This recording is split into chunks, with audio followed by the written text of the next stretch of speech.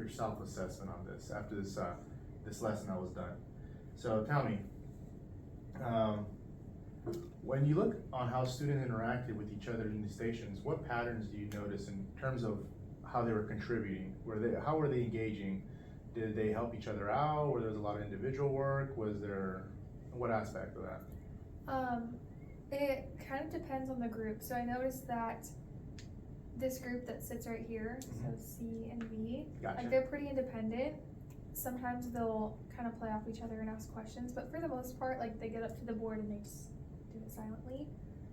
This back group is the group that tends to struggle a little bit more, and so they'll ask a lot of questions, both of each other and of me. But student A tends to kind of lead the group, and that's been helpful, like having a kind of a clear leader who will ask the questions. Definitely. And who will point out the answers if they need to, like where to find it. And then this group back here, they're pretty independent, like pretty chatty. That's my chattiest group. But for the most part, when they're chatting, it's most of the time it's about the topic, so it's not too upsetting. And yeah, they also play well off each other. Good. But the groups are somewhat like intentional, right? So this group here, they work really well together. That group back there, they also work really well together. But I don't know, maybe in the future I could, next time I do an assignment like this, mix up the groups, just to see, if there's a better structure that might work. And you think that that collaboration and work between what you just explained, do you think you've seen it in the report card work? Yeah, I think so. Okay. And what aspect do you think? Well, I think especially this group back here, right? Okay. Their conversations with each other will cause them to go deeper, like, oh, I think it's good because this, and oh yeah, like, and also for this reason. I think that collaboration has really deepened their analysis. I like their that. work. All right, next question then. How do you feel your questioning and your scaffolding as you walk around the classroom checking on them? How do you feel like you did as far as that part in helping students in their advancement and their to help them understand? Yeah, I feel like it was okay. Some of them needed clarification, and a lot of my questioning was kind of drawing them back to the essential question, which was what precedents did Washington set? Because a lot of them just want to jot down the information really fast and then just get done and like get the main points. But my goal was to question them and say, okay, no, like what precedent, what example did Washington set that we know presidents after him followed? So that's what I really tried to focus on.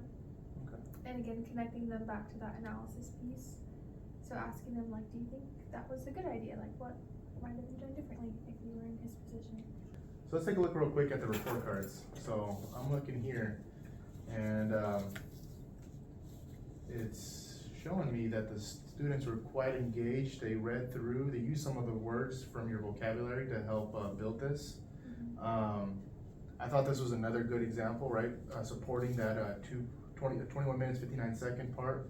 How do you believe this here helps students differentiate the different ways of learning? How do you feel like this engaged them in that topic?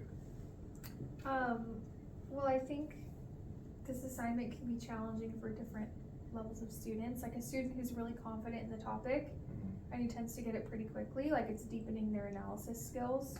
And so their argument will maybe look different, than a kid who maybe struggles. So on some of them, I was getting really deep analysis, like, oh, maybe Washington's foreign policy was good in this area, but if they had read ahead in their homework, they'll say, well, maybe all of this neutrality against Britain and France might have led to problems in Jefferson's presidency and Madison's down the road with the War of 1812.